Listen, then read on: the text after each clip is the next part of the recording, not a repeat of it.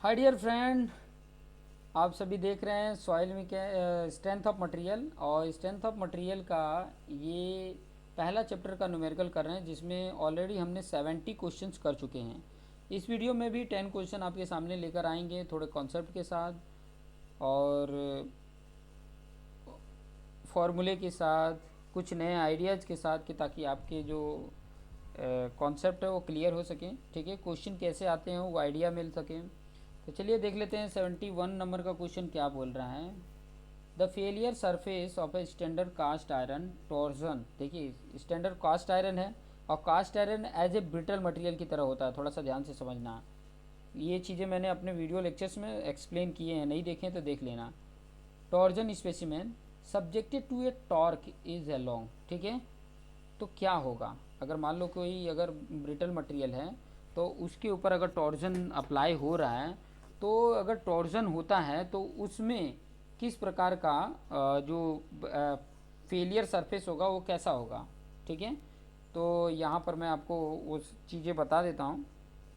यहाँ पर वो पॉइंट मैं आपको बता देता हूँ कि the surface helicoidal at 45 degree to the axis of specimen. हाँ, ये वाला पॉइंट तो है ही है। The curve surface at a grip, नहीं। The plane surface perpendicular to axis of the specimen, ये भी नहीं। The curve surface perpendicular to the axis of the specimen, ये भी नहीं। ठीक है, तो ये पॉइंट थोड़ा सा ध्यान रखेंगे कि अगर कोई भी ब्रिटल मटेरियल है, अगर उस पर टॉर्जन अप्लाई हो रहा है तो वो जो फ्रैक्चर होगा वो हेलिकल फॉर्म में होगा। ठीक है, हेलिकोइडल फॉर्म में होगा।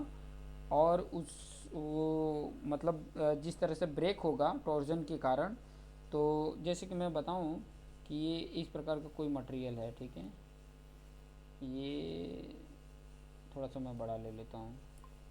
इस प्रकार का कोई मटेरियल है। अभी इस तरीके का अगर कोई टॉर्जन अप्लाई हो रहा है, ठीक है, इस तरीके का कोई टॉर्जन अप्लाई हो रहा है, तो ये जो ब्रेक होगा ना, वो किस तरीके का ब्रेक होगा वो चीज़ें मैं बता देता हूँ। इस तरीके का आपको ब्रेक होता है, देखिएगा।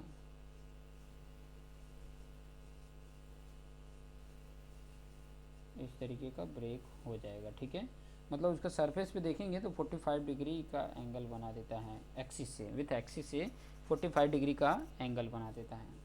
तो ये पॉइंट ध्यान में रखेंगे, किसके लिए? ब्रिटल मटेरियल के लिए, ध्यान से समझना। और टॉर्जन अप्लाई हो रहा है, टेंशन नहीं है, कंप्रेशन नहीं है, टॉर्जन है। ठीक है, टॉर्क अप्लाई हुआ है, ये पॉइंट ध्यान में रखिएगा।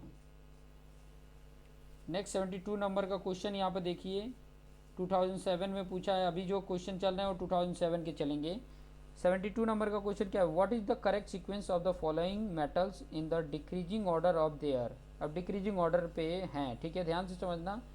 करेक्ट सीक्वेंस बताना है metal in decreasing order of their. मैं यहाँ पे बता दे रहा हूँ, ऑफ देयर क्या है? Poisson's ratio. ठीक है, पॉइजन्स रेशियो को भी बताना है, पहले सबसे ज़्यादा, फिर कम, फिर कम, फिर कम। ठीक है, तो यहाँ पर 3 मटेरियल दिया है एल्युमिनियम का। तो आपको मैं बता देता हूँ सबसे ज़्यादा किसका होता है, ये पहले मैं बता देता हूँ कि पॉइजन्स रेशियो किसका ज़्यादा होता है। तो एल्युमिनियम का पहला नंबर पे ज़्यादा होता है। स्टील के और कास्ट आयरन के समय कंपैरिजन में एल्युमिनियम का जो पॉइजन्स रेशियो होता है वो ज़्यादा होता है। फिर दूसरे नंबर पे इसका ज़्यादा होता है और तीसरे नंबर पे इसका होता है। ठीक है, तो अभी इसका डिक्रीजिंग ऑर्डर में इसको अगर लिखना है तो पहले 1, फिर बाद में 3, फिर बाद में 2, 1 3 2, किस में? C option. ठीक है, तो इसका करेक्ट ऑप्शन क्या हो जाएगा? सी। डिक्री इंक्रीजिंग ऑर्डर में अगर बोलता तो पहले कास्ट आयरन आता, फिर स्टील आता, फिर एल्युमिनियम आता। ये पॉइंट को भी ध्यान में रखेंगे। नेक्स्ट 73 नंबर का क्वेश्चन देख लीजिए। 73 नंबर का क्वेश्चन क्या बोल रहा है कि एक स्टील है जो 100 मीटर लॉन्ग है, is held between 2 rigid support. ध्यान से समझना, 2 रिजिड सपोर्ट हैं। It is heated bye 20 degree Celsius if the coefficient of thermal expansion of the material इसका 15 इंटू 10⁻⁻6 पर degree Celsius and modulus of elasticity ये दिया है। तो what is stress in the road, तो रॉड में stress कितना होगा, ये चीज़ें यहाँ पे बताना है। तो ऑलरेडी मैंने फार्मूला बता चुका हूँ, बार बार मैं वही फार्मूले फिर भी एक बार लिख के मैं बता देता हूँ कि इसका जो स्ट्रेस होता है, जब ऐसे दोनों तरफ अगर सपोर्ट हो तो स्ट्रेस जो होता है वो होता है E/L ठीक है, E upon L, L alpha delta T, ठीक है।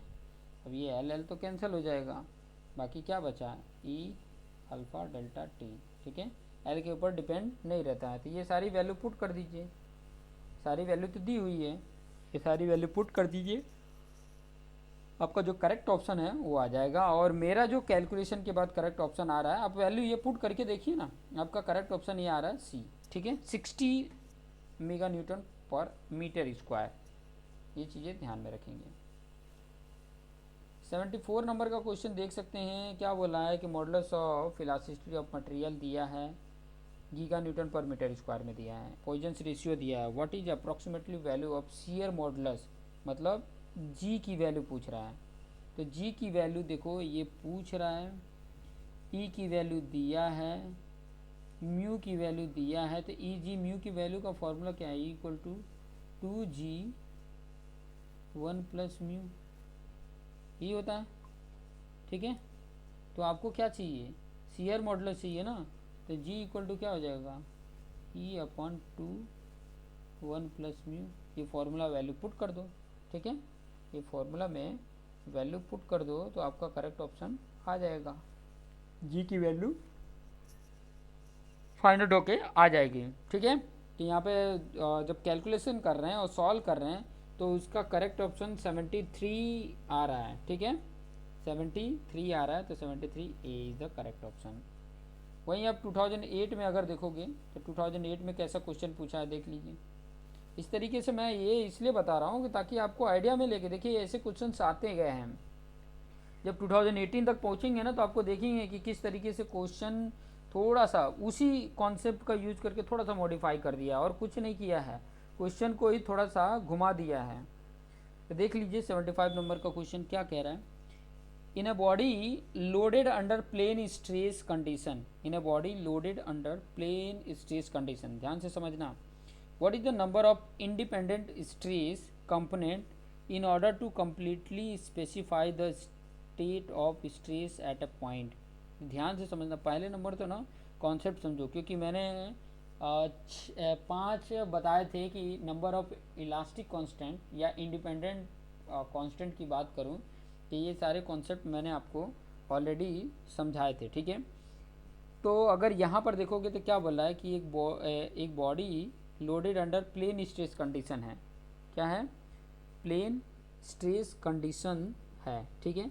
तो प्लेन स्ट्रेस कंडीशन में आप अगर देखोगे तो उसका जो स्ट्रेस होता है वो दोनों डायरेक्शन में क्या होता है, सेम ही होता है, और दोनों डायरेक्शन में सेम होने का मतलब क्या है, डायरेक्शन में प्रॉपर्टी सेम होने का मतलब ये होता है कि आइसोट्रोपिक, और आइसोट्रोपिक अगर है, ठीक है, आइसोट्रोपिक है, ठीक है, तो उसमें अगर आप देखोगे तो कितने मतलब इंडिपेंडेंट प्लेन शियर स्ट्रेस में कितने स्ट्रेस होंगे, completely square the state of stress at a point, तो कितने होंगे, एक तो आपका प्लेन है तो सिग्मा एक्स होगा, सिग्मा वाई होगा, और एक होगा आपका टाउ एक्स वाई, ये तीन होंगे ना, ये तीन की ज़रूरत है, अगर देखोगे तो ये तीन होंगे, तो यहाँ पे करेक्ट ऑप्शन क्या हो जाएगा, थर्ड हो जाता है।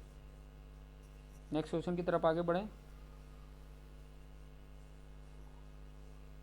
76 नंबर का क्वेश्चन बहुत ही आसान है, अगर आपको जितना मैं बताते जाता हूँ ना हर वीडियो को अगर आप देखते जाओ, ऐसे बहुत सारे आइडियाज़ तो आपको ऐसे ही मिल जाएंगे।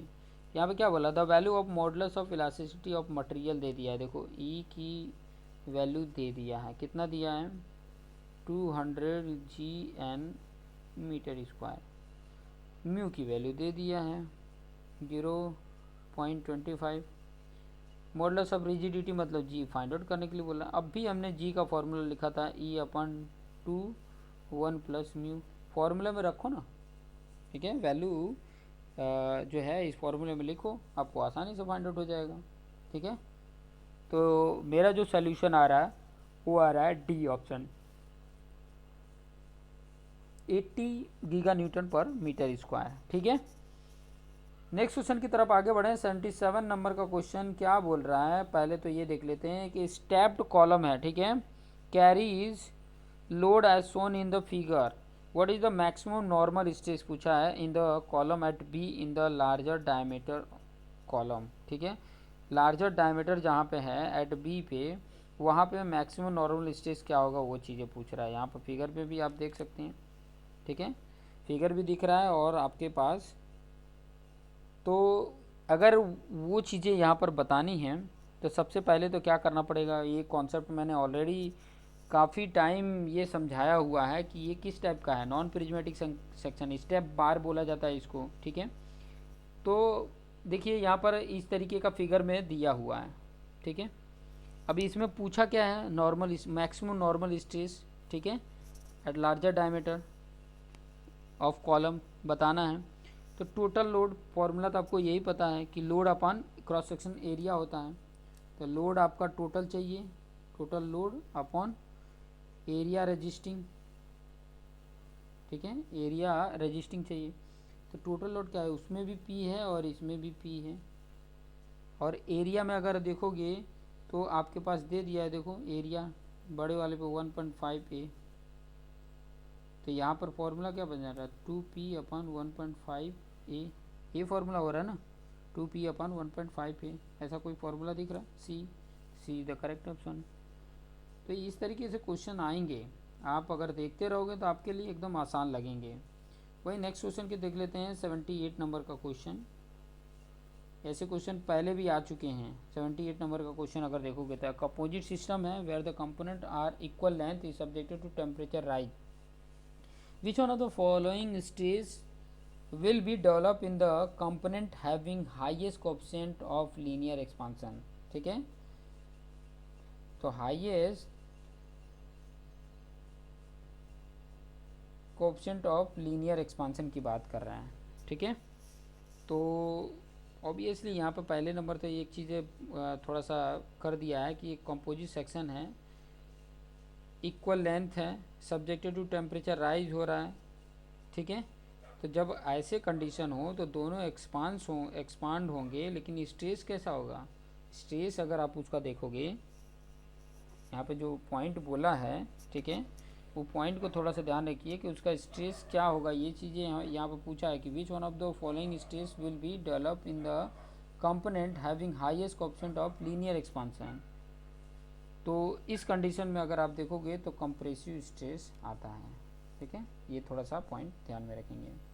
79 नंबर का क्वेश्चन देख सकते हैं कि what is the nature of stress in a ceiling fan rod. जो सीलिंग फैन रॉड होता है उसमें अगर आप देखेंगे तो क्या नेचर होगा, स्ट्रेस का जो नेचर होगा वो क्या होगा। ऑब्वियसली नीचे की तरफ है, ऊपर की तरफ तो टेंसाइल नेचर ही आएगा। तो correct option is the B 79। And 80 number का क्वेश्चन आप देख सकते हैं क्या बोला है, some structural member subjected to a long time sustain load deform progressively with the time specially at elevated temperature, what is such a phenomena called. जब sustain loading की बात करो हो और टाइम डिपेंडेंट की बात कर रहा हो तो क्रीप होता है। तो B option is the right answer, इनका बी ऑप्शन क्या होता है, राइट हो जाता है।